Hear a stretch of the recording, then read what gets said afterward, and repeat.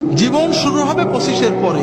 যদি 30 থেকে মৃত্যু পর্যন্ত জীবন পেতে চাও, মৃত্যু নয় জীবন, জীবন মৃত নয়, সত্যিকারের জীবন, যে জীবনে ফুর্তি থাকবে, কর্ম থাকবে, শান্তি থাকবে, এই রকম জীবন পেতে চাও, তাহলে আমার কথাটা একটু মন দিয়ে শোনো। আল্লাহ তাআলা যে নিয়মে বানিয়েছেন, প্রকৃতির সাথে যুদ্ধ করে আমরা জিততে পারবো না, আল্লাহর প্রকৃতিকে মেনে নিতে হবে।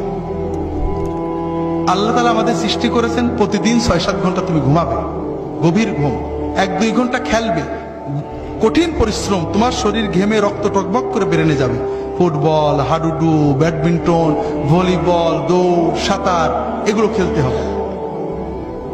এরপর 1-2 ঘন্টা আল্লাহর ইবাদত করতে হবে, আল্লাহর সালাত, সিয়াম, জিকির যতটুকু পারা যায়, তাতে তোমার আত্মা সুস্থ হবে, তোমার মন পরিশুদ্ধ হবে, তোমার আত্মা, মন, দেহ সবকিছু প্রোডাক্টিভ হয়ে যাবে।